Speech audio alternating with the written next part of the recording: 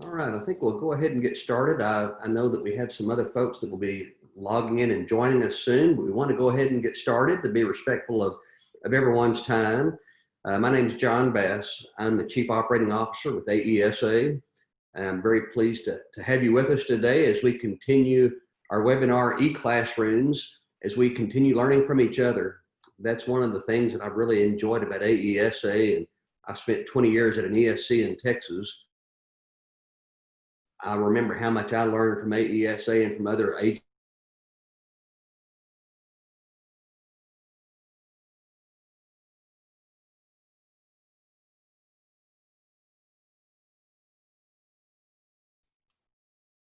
Sorry about that. I think John probably is having a little internet issue. You back, John?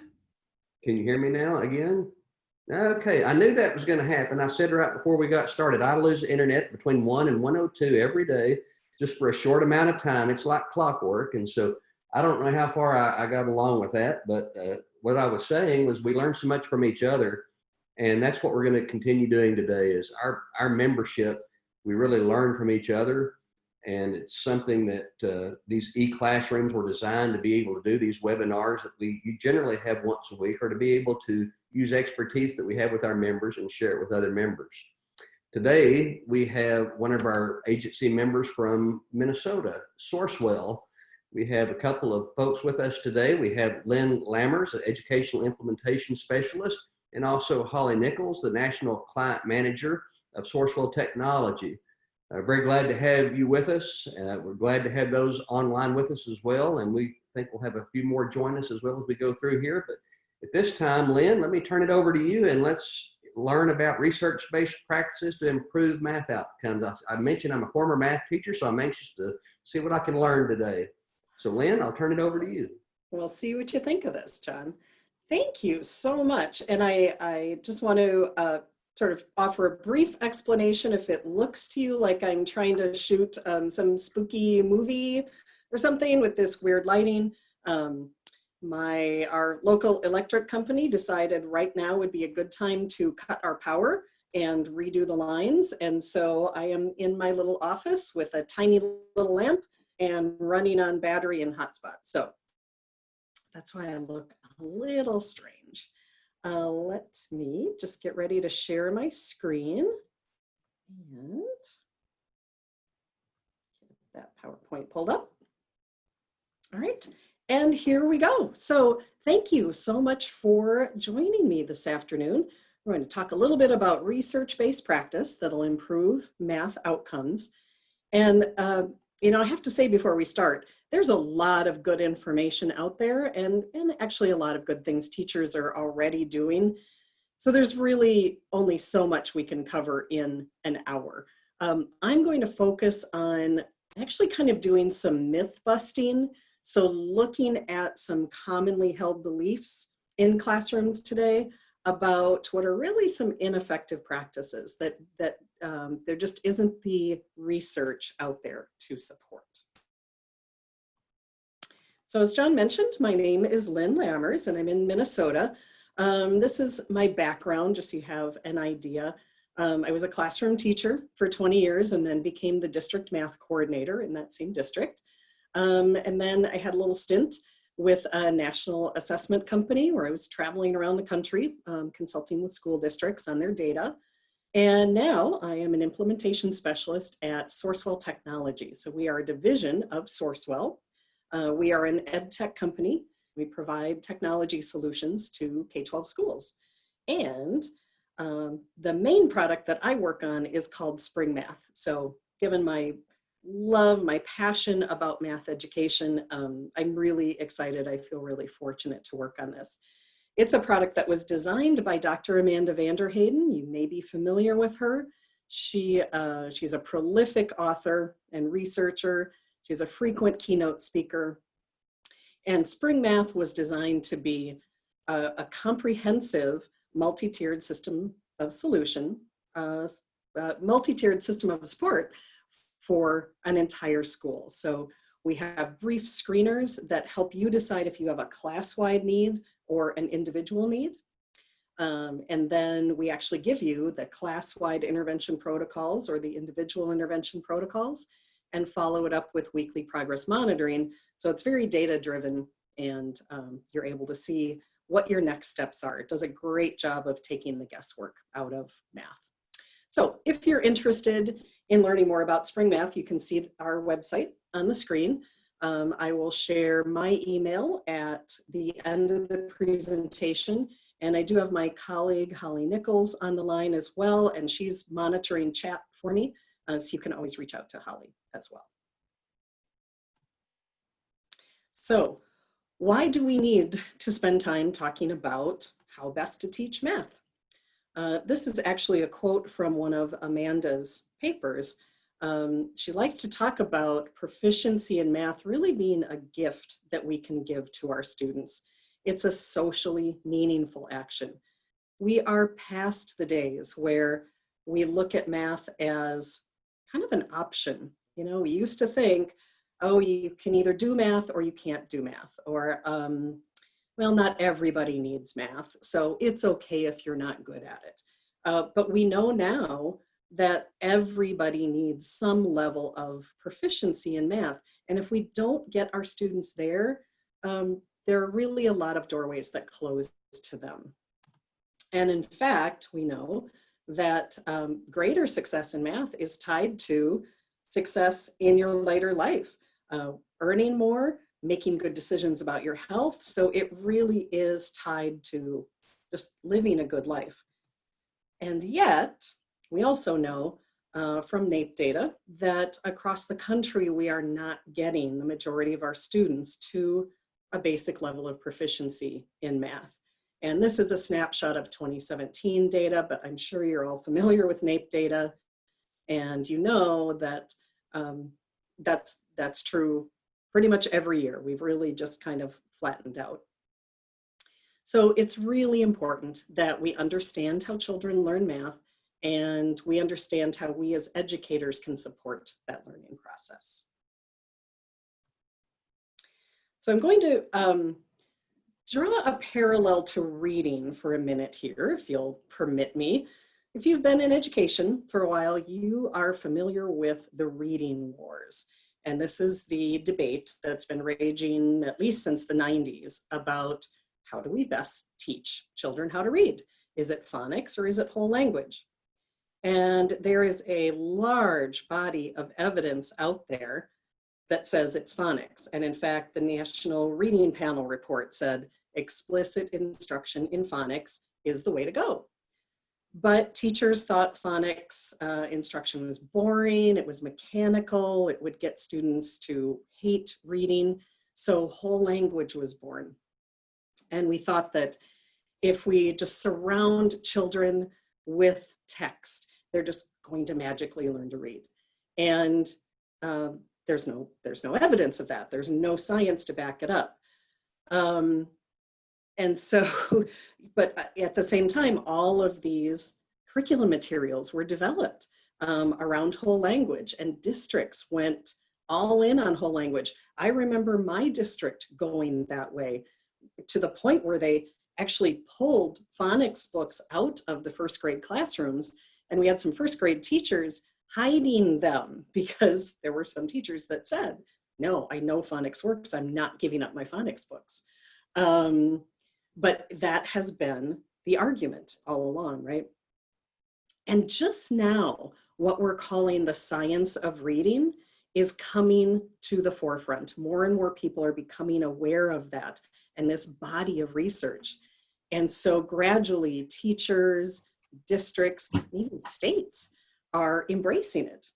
And in fact, Mississippi as a state has embraced the science of reading, and they've seen the greatest gains on their reading NAEP data of any other state. So I'll throw some math in here for you because maybe you're thinking, why is she talking about reading? This is a math webinar. Well, we know from this body of research that reading comprehension is the product of language and decoding. And if one of them is 0, then the result is 0. So kids have to have both. We need a balanced approach. And I should say before I go on, I do see some things popping up in chat. And I'm just getting notifications, but I'm not actually seeing chat right now. I'm down to one monitor. So I've asked Holly and John and Ann to kind of monitor chat for me. If there are questions that are specifically for me, I'm happy to have folks interrupt and ask. No problem with that. So I just didn't want you to think I was ignoring the chat. So really what the reading wars came down to was this conflict between belief-based and evidence-based instruction. I'm going to teach based on what I believe, what I think to be true, or do I teach based on what the evidence, what the empirical research says? And no surprise, math wars are the same way. They've been going on for pretty much as long. There's a lot of conflict out there about how best do we teach math. So what I'm going to focus on, like I said before, are a few things that are some pretty commonly held beliefs in classrooms, and we're going to look at the evidence actually behind that belief. So here we go. I am going to start with the hottest of the hot button issues out there, and that is timed assessments in math. This is a hill that a lot of educators are willing to die on, and maybe you're one of them, and I might have already angered you by starting with this, and I knew that was a risk, but I thought we're going to get this one out of the way right away. So what does the evidence say about timed assessments? I'm going to draw another parallel to reading, because guess what? In reading, we do timed assessments, oral reading fluency. We do it all the time in the elementary grades. And why do we do them? Well, we want to check to see if decoding is automatic. Why do we care if decoding is automatic? Because we know that that allows cognitive capacity to be allocated to comprehension. So we know if kids aren't having to sound out words, they aren't having to break text down into these separated strings of characters, they're able to comprehend better. So why is it acceptable in reading when it's not acceptable in math? For one thing, we know it's not about speed, and we communicate that to our students. We say, no, I am not telling you that good readers read fast. I am just timing you because it's giving me an idea of how you're growing. And in fact, I remember giving oral reading fluency probes, and I would have students who thought that because it was being timed, that meant they had to read fast. And they would start out just blah, blah, blah, blah, blah, and I'd have to stop them and say, nope, it's not about reading fast, just read normally. I just want to see how you're doing. So we communicate that to students. We are not saying good readers read fast. We know that oral reading fluency is a great indicator of overall reading health. It's like taking your temperature, you know, it's one measure, but it's a really good measure of your overall health. And the timing itself gives us a consistent way to monitor progress. So we can say, last week you read 20 words correct in a minute, and this week you read 25 words correct in a minute. You're growing, that's great, you're improving. Okay, it just keeps our metric consistent.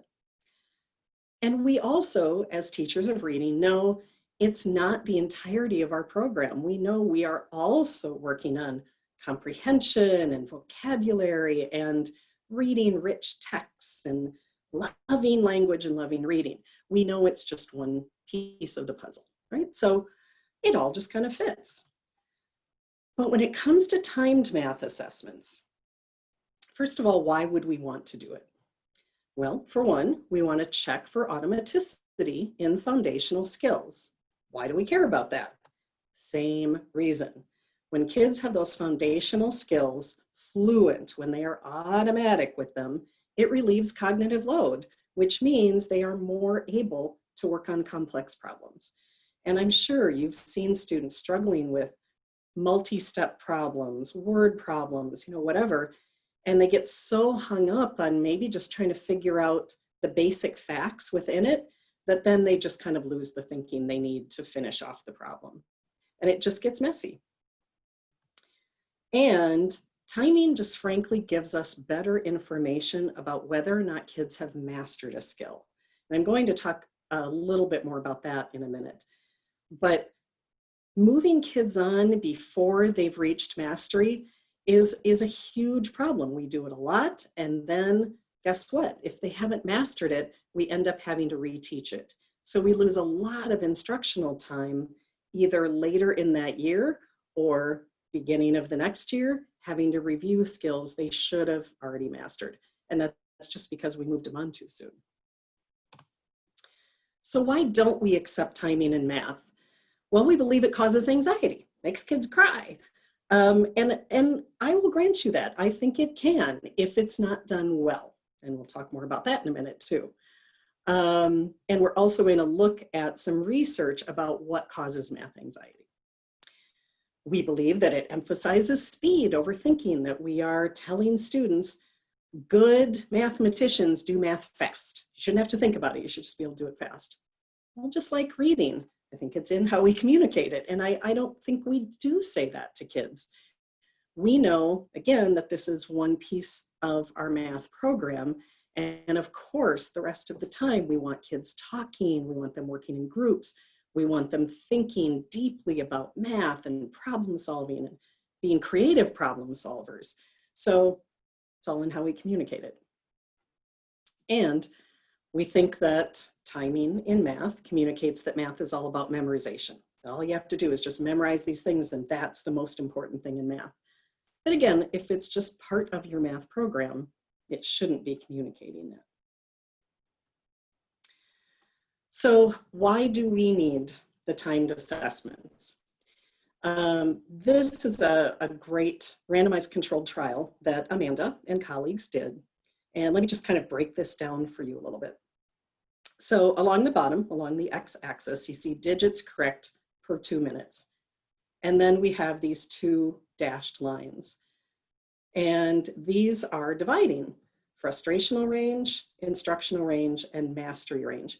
And those numbers, those dividing lines, are based on research on digits correct per minute by Dino and Merkin, I believe, in '77. So we know when we time kids with this research, we can see very easily who has actually mastered the skill. And again, by mastery, we mean they are going to remember this weeks, months down the road. You should not have to reteach it.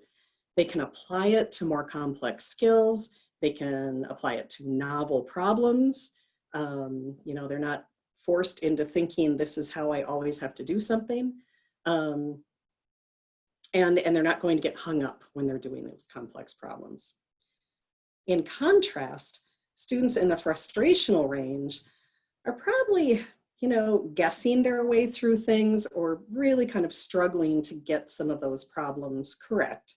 And they are very unlikely to remember the skill or be able to apply it. So when we time, we can see pretty easily where kids are and what they need next. When we remove the timing and we just look at percent correct, and that's on the y-axis. So, teachers who do not believe in timing, who say, okay, I'm just going to give you as much time as you want. And then if you get, and you're looking at these red bars, 85%, 90% correct, we will say you've mastered it and we're going to move you on. The problem with that is, of course, look at this group that is in the frustrational range, but above that 85 to 90% cutoff. If we say, yep, those kids have mastered it and we move them on, remember, they are highly unlikely to retain it and they are highly likely to make errors later. They really haven't mastered it. So when we remove timing, we are going to be wrong about mastery in all cases where kids are above the percent cutoff, but to the left of that instructional range. And in this particular study, that would have been 55% of the kids we would have been wrong about. And the problem with being wrong about that is then we deny students the chance to continue learning that skill, to get more instruction from us, to get more practice, to get more feedback. and to really keep moving and deepening their understanding. So we're really kind of cheating them. So what does the research say about math anxiety? What is causing that for students? So you see several citations at the bottom of the screen here. So this is kind of a compilation of all of these. These researchers found that there is a positive correlation between math test anxiety and just general test anxiety. So that makes sense, right? If you're nervous about tests, you're probably going to be nervous about math tests as well. Interestingly, they found a negative correlation between math anxiety and math fluency. So the more you struggle with math, the less fluent you are, the more anxiety you're going to have. And kind of going along with that, then weak math skills just flat out predicted math anxiety. So the worse I am at math, the weaker I am at math, the more anxious I'm going to be when you put a test in front of me, whether it's timed or not. Nothing in here said anything about timed assessments, though. A couple other researchers, Balak and Ramirez, echoed that. They found the same thing. And then they also added in some findings on mindset. Now, thanks to Carol Dweck, we know about mindset in education. We know about fixed versus growth mindset. These researchers use different terminology, but it kind of found the same thing. So when teachers have a performance orientation means you believe that ability is fixed and success comes from an innate ability. So no big surprise here. Teachers or students who had a teacher with performance orientation had greater math anxiety. Similar with the student mindset, incremental versus entity. An entity framework means you think your ability is set, you can't grow, you can't get any better. So kids with an entity framework had greater math anxiety. Paul Riccomini, and these researchers actually echoed this as well, found that definitely stress is going to hinder working memory, and any kind of limitation in working memory is going to hinder math performance. So a lot of times teachers kind of take that to say, well, so timing is stressing my kids out, and then that is messing with their working memory and hindering their math performance. But actually, we can offset that by building the automaticity. And the only way we know if kids are growing in their automaticity is by timing them. So one more slide on mindset, just because this is a very recent study from 2020, looking at teachers' beliefs about math aptitude. Now the Carol Dweck work came out in 2006, I believe, so I would have expected that by now a lot of teachers were very aware of the idea of mindset and hopefully would have embraced it. So in this study, they kind of broke the groups down. So they found that teachers of young kids, 5 to 10-year-olds, believe that, yep, hard work is what leads you to success. Great, that's good news. Teachers of older kids, though, believe that, nope, math is an innate ability. You have it or you don't. A little disheartening. A little more disheartening, special ed teachers tended to believe it was innate ability, not hard work that got you there. And that's really disconcerting, because when you think of how teachers are directly or indirectly communicating this mindset to their students, it's really going to have an effect on what students think about their own efforts and their own ability. And we've already seen from the previous research that students who have teachers with this kind of fixed mindset have greater anxiety. More experienced teachers tended to believe it was innate ability. And the real kicker here, those who believed in innate ability or believed that math requires brilliance tended to believe that girls lacked that ability. So even in 2020, we still have a lot of teachers who have that fixed mindset. So what can you do about all of this? So first of all, don't avoid timed assessments. They really do give you better information about whether or not students have mastered a skill. You don't want to move them on too soon. But of course, don't overemphasize them either. And that I think probably goes without saying. You're not going to make it the entirety of your math program. Target those skill deficits. Find out where kids are and target those. Pull them up so that they don't have so much math anxiety. Fill in those skill gaps. Set goals with them and really focus on growth. Use this as an opportunity to say, hey, you got 20 problems right in this 2-minute timing last week, and this week you got 25 problems right. That's awesome. You're working hard, you're thinking, you're growing, and that's great. And ultimately, I think when teachers say, oh, my students get so upset about time tests, I really do think it is incumbent on the teacher, the adult in the room, to frame it so that kids aren't anxious about it. So think about things like gamification, which goes right along with the growth mindset. You know, just saying to students, can you beat your previous score? Can you get one more than you did yesterday, or one more than you did last week? This is a generation that has pretty much grown up with games on their phones, games on iPads. They love beating a previous score. And guess what? A lot of those games are timed. You have to get a certain number of points in a certain amount of time. And kids aren't sitting around crying about those. Generally, they might, but generally they probably aren't. So tap into that. Hopefully you're not grading a timed test. It's really more of a formative assessment to let you know if kids have mastered a skill or not, or if you have to spend more time on it. So let them know this isn't graded. There's no pressure here. I just want to see what you can do. And I want to see what I need to do next. Let them know the reason you're timing them is not because we think mathematicians go fast.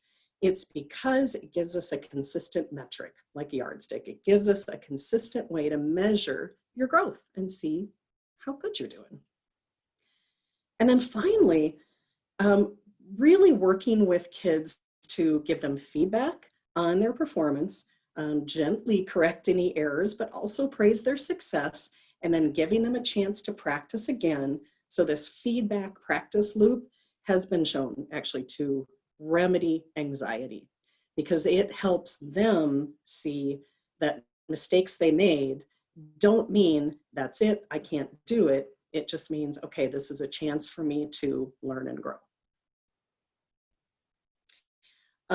Before I go on, is there anything that's been popping up in chat that I should address?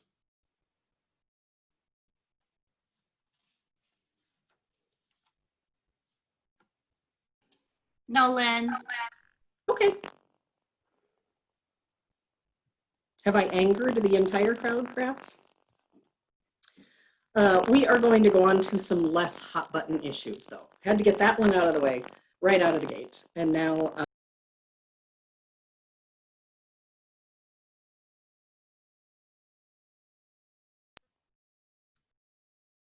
okay, I'm back. Somebody muted me, so clearly somebody wanted me to stop talking.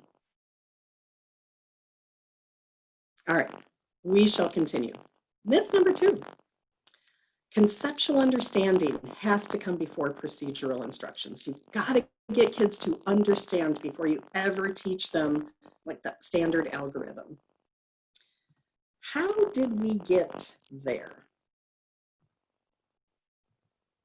There we go. Slide wasn't working. So it kind of has to do with that typical pendulum swing that we always see in all areas of education. From the 1700s to the 1950s, we pretty much taught math the same way in this country. Very didactic, just teacher states a rule, provides an example, and then kids sit by themselves practicing quietly. And really that did continue till about the 1950s when Sputnik happened, and that prompted new math. And new math was all about teaching for understanding, using manipulatives, having group discussions, digging into the whys and the hows of doing math, which sounds great. And there was a lot of good stuff that came out of new math. Problem was, everybody hated it, or the adults hated it anyway. Parents hated it because they didn't understand it. They couldn't help their kids with math because it was not how they learned, and they just didn't know what to do with this. A lot of teachers hated it because it's also not how they learned math. They maybe never learned any understanding, any underlying concepts. They just And learned. let me can I jump in for a minute, Lynn. Do you have an adjustment on your audio? It has gotten kind of scratchy sounding on our side. Oh, okay. Let me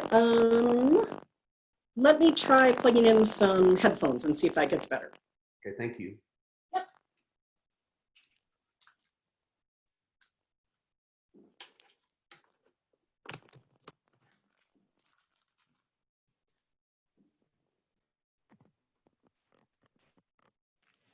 Okay. Is this any better? And can you actually hear me?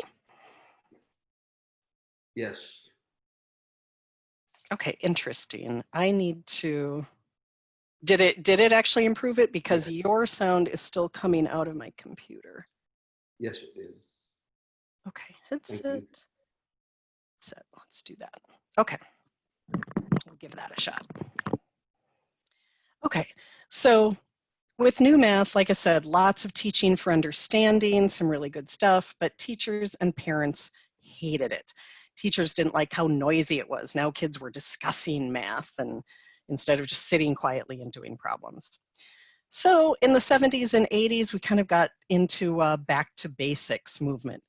And this was actually not a great era of instruction for most teachers. Obviously, I'm completely generalizing here, but there was a lot of memorization, kind of back to that, memorize a rule, memorize a procedure. Definitely some tricks like ours is not to reason why, ours is just invert and multiply. There was some bad language, like borrowing, and we would say, okay, you just borrow a 10, which is confusing to students because then they say, well, if I borrowed it, don't I have to give it back? And when and how do I give it back? So it was really not a great era. So that led to some researchers coming out and kind of looking at the types of knowledge that we were addressing in math classrooms and separating the procedural and the conceptual. So describing procedural as very superficial, sequential, just a bunch of rules, prescriptions, whereas conceptual knowledge was very rich and very connected. So it kind of led to this feeling that procedural is bad and conceptual is good, or at least procedural should not come first. We've got to go for the conceptual first and hold off on the procedure. Also kind of led to the constructivist movement. Well, here's what the research shows us. That actually conceptual understanding and procedural fluency form a bidirectional relationship, meaning that one predicts and supports the other and vice versa. So by teaching them both together, by including them both in maybe not every lesson, but certainly with any kind of skill you are teaching, by having them both happen, you're actually making both of them stronger. And as you make both of them stronger, you're promoting procedural flexibility, which is really what we want our kids to have. We want them to be able to think of many ways to solve a problem, to be able to adapt to novel situations, and they need both of these to kind of support that. So this is a text-heavy slide, but this was from the Adding It Up report from the National Research Council, and that was back in 2001, I believe. And so even then, they were saying, it's really a false dichotomy to pit these two against each other, or to even think of them sequentially. So they were saying, understanding makes learning the skills easier. And of course, a certain level of skill is required to actually learn the concept. So you really want to use both. So what can you do about this one? First of all, you'd probably want to take a look at your math curriculum because as this pendulum has kind of been swinging and these different thoughts have existed, there seem to be really two types of curricula out there. There are those that are very procedure heavy, lots of pages of practice problems, not necessarily a lot of teaching for understanding. And then there are those that are very constructivist, very inquiry based, lot of good thinking going on, but maybe not a lot of instruction on the actual procedure. So either way, you may have to supplement. You probably will have to supplement with whatever it is your curriculum is missing. So Bethany Riddle Johnson has some good resources on this, some good thoughts. So I'll just show you a couple of these. Just want to see if I can move this down a little bit. I can put it over here. So comparing and contrasting is a great way to get kids to kind of use conceptual understanding and procedure all in the same lesson, and it's pretty easy to add it in. So in this case, the picture at the top, we're just having students compare a correct solution to an incorrect one. So you can see they're looking at the procedure, they're comparing the procedure between Denise and Mark. It's a little bit blurry, sorry about that. Kind of looking at where Mark deviated, and then that gives them a chance to talk about why did he only subtract 7 from one side? What do you think he was thinking about that?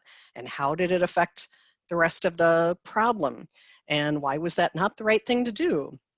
So you're getting at a lot of how did he do it and why did he do that? Also, just comparing examples and non-examples of some key ideas is a great way to support both.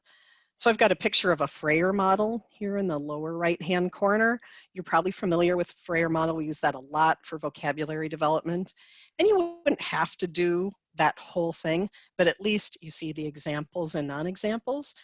Great way to have kids think about key ideas and key concepts. What, why are these rectangles? Why are these not rectangles? Can you draw or name more examples, more non-examples?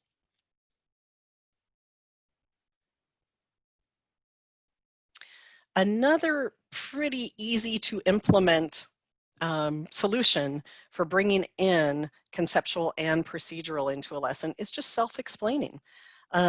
So it really helps us link new information to prior knowledge. It promotes transfer, and it supports retention. Now, if you've ever tried this with students, you probably know they are often not willing to give you a lot of great self-explaining. So you might say, well, how do you know that's the right answer? And most of the time when I would ask that, I would get, well, I just knew. So they don't always want to go there with you. So you may need to have some prompts ready as you're talking to students. Kind of keep a little cheat sheet of some good prompts to ask to push them along a little bit more to show their thinking. So maybe justification prompts like, okay, why is this correct? Prove to me that it's correct. Maybe some metacognitive prompts like, well, okay, how does this relate to something else we've learned? Maybe some self-focused prompts or step-focused. So maybe just asking them to walk you through, how did you solve it? What did you try? When you tried this, did it work? What if you tried this other step? Then what do you think would happen? So again, you might have to have some prompts ready to carry around, but getting kids to actually talk through what they've done obviously is supporting the conceptual. And then especially if you have some step-focused prompts, you're also focusing on the procedure.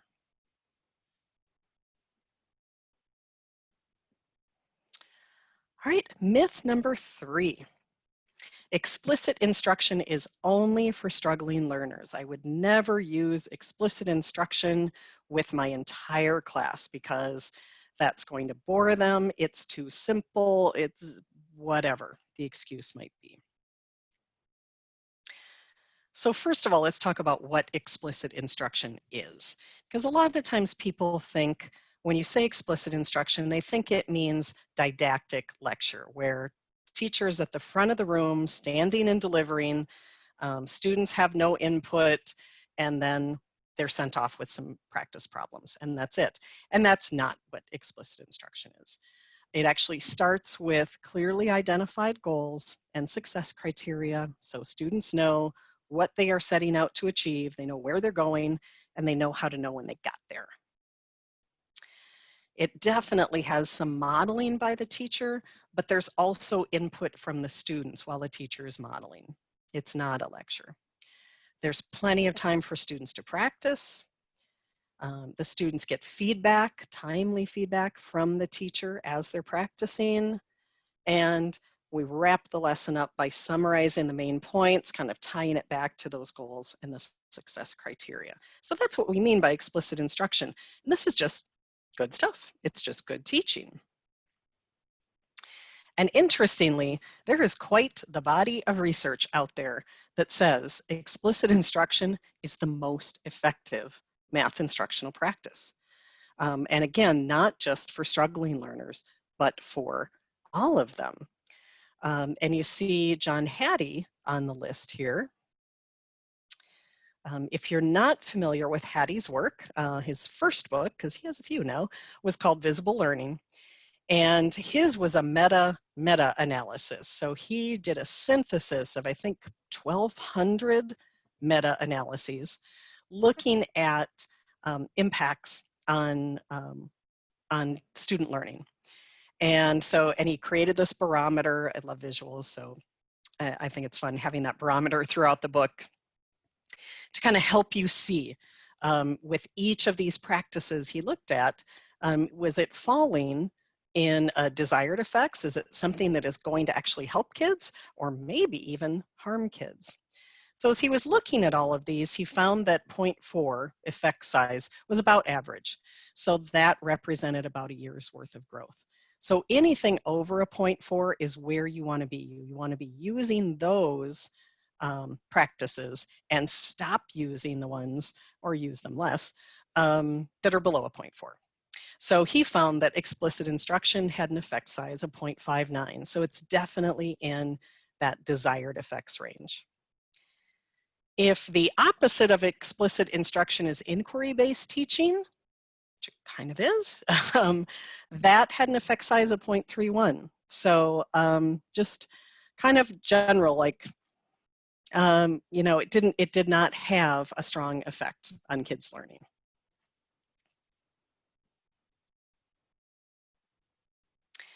So you've seen these three columns before: frustrational range, instructional range, and mastery range. This is actually, there's a very predictable pattern that students go through when they are learning a new skill. When it's brand new to them, they start out in a frustrational range, and they are prone to making lots of errors, which is what this red line is, and their performance, their correct responses, is pretty low. So when they're in that range, this is where we want to use explicit instruction. We want to restrict their task to make it more doable for them, and we want to give them immediate feedback. And this is absolutely the range where we do not want to just cut the kids loose. They shouldn't be on a computer practicing this skill. They shouldn't be doing homework on it, because they are prone to making lots of mistakes in this stage. And the more they practice it wrong, the longer it is going to take you in instructional time to correct that. It's going to take you at least twice the amount of time. So we have to be really careful about what we do with kids in this range. And remember, this is any student who's just learning a new skill. It's not just struggling students. Then as they move into that instructional range, then we want to give them more opportunities to respond. The explicit instruction kind of drops out. They just have lots of opportunities to respond. They still get some feedback from us. We can start to vary the task, and we want to set some goals for them so they can be tracking their growth. And then with that, we're going to see the errors decreasing and their performance rising. And I have spring math on this slide, not because we came up with this predictable path, that was Herring in 78, but because we follow this. So we vary the tasks that students get based on what the data tells us and where the kids are in this learning pathway.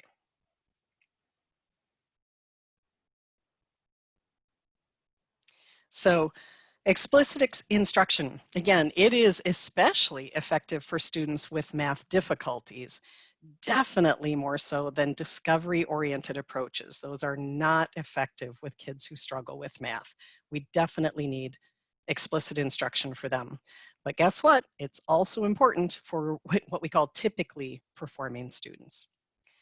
So the National Mathematics Advisory Panel recommended that explicit instruction be part of your core instruction along with the other good stuff you do, the student-centered approaches, but it shouldn't be left out.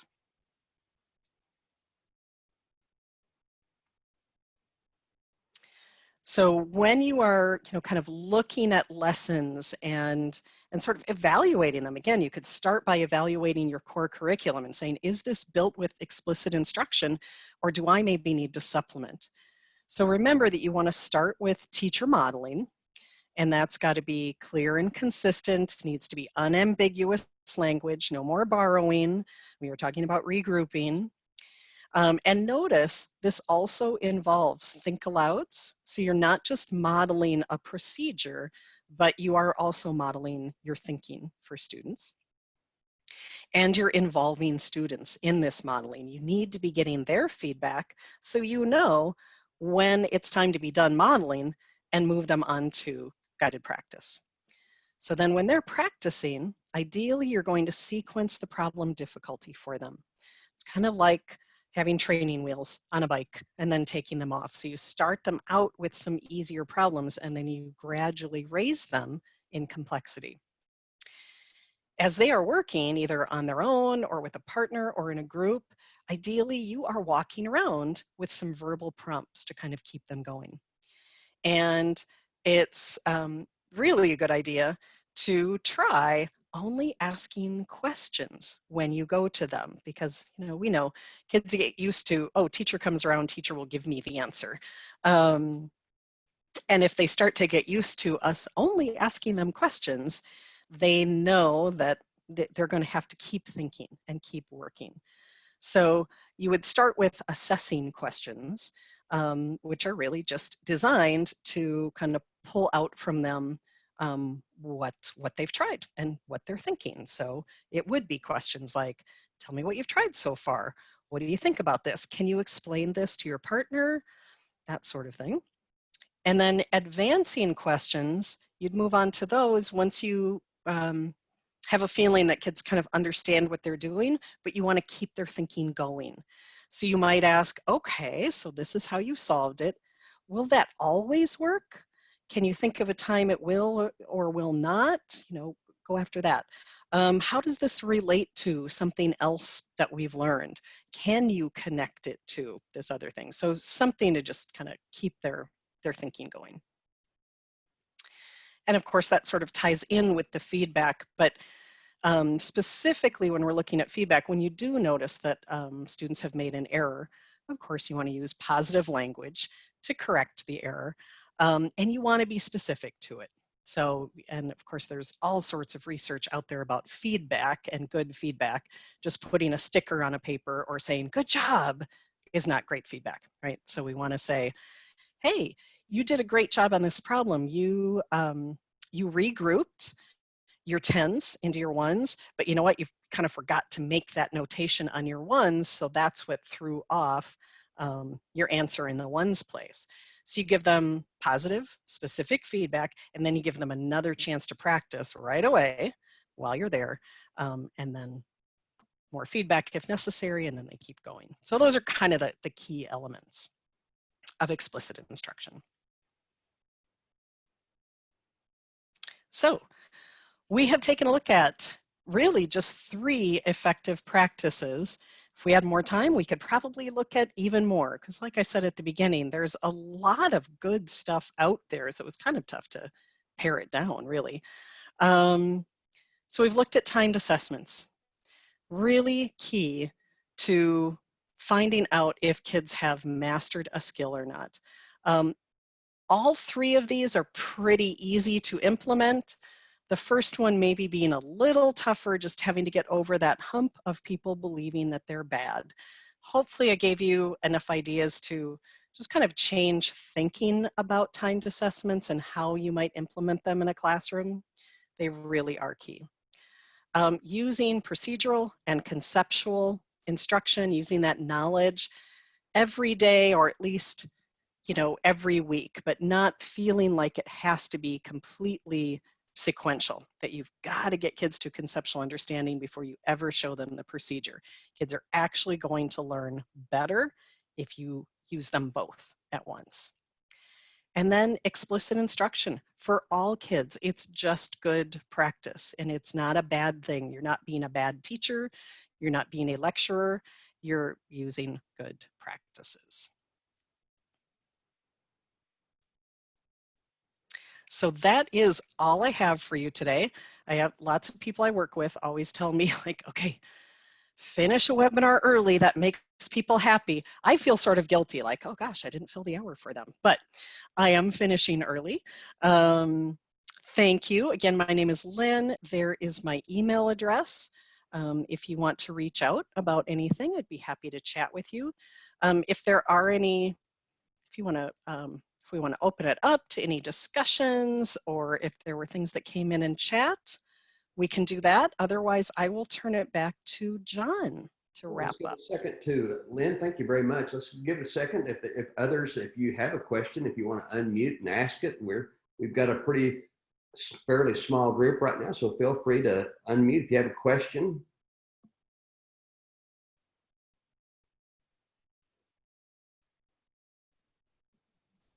Hi, this is Ann. Hi. I think, you've hit the nail on the head with respect, I'm a curriculum coordinator, and I think my biggest challenge is with elementary teachers, and I'm curious as to if you've got some literature that you might recommend that I could share with them to have their mindset, because you're right about the time test, but the issue is the way it's presented is what adds to the anxiety level. And I'm wondering if there's something you might be able to recommend that I could share with elementary teachers to help change their mindset so that they could see that the value in a timed assessment is for growth, not about the timing. Right, exactly. And so one thing with John and Ann's permission, I can absolutely share this PowerPoint with John and Ann if you'd like, and you can post it. So, because you probably noticed it's got all of those citations in it, so you can certainly check those. One of the things I was hesitant to bring this up, but Jo Boaler is a name that is well known in math circles and teachers love her. And she is absolutely anti-timing. And so what I did when I started looking into this, I read her stuff, and she has not actually done any research herself. She quotes the research of others, some of the ones that I brought up today, like Baylock and Ramirez. So I read their research, and again, nowhere in that research does it say timing causes anxiety. It was all these other things like mindset and weak skills. So if you have teachers that are Jo Boaler devotees, that might be a good place to start. Like, let's actually look at the research she quotes and see what it says. Trying to think if there is anything else. I mean, like I said, that was kind of the big thing for me, was just reading the actual research. And that can be cumbersome. I know teachers are so busy. It's a lot easier to read a blog by Jo Boaler than to have to look for this research that a lot of times, we don't have access to if you don't belong to an academic institution. It can be tough to dig up. But maybe just starting with some of those references in the slide deck. Okay. If you have other thoughts, is there something else? I mean, I think that'll be helpful. And what I'll do is I'll read through the research myself, because often by going to the discussion and the conclusion section, for those who are not familiar with all of the other details you have to put in a research paper, I might just go to the discussion and the conclusions and pull that information out, because after you read the 40 pages of tables that people. I know. It just, and that's part of the problem. You know, you're busy, and like I said, it's so much easier to read a blog than, yeah, a 40-page research paper with the methods and the tables and everything. Yeah, I get it. Thank you. Yes.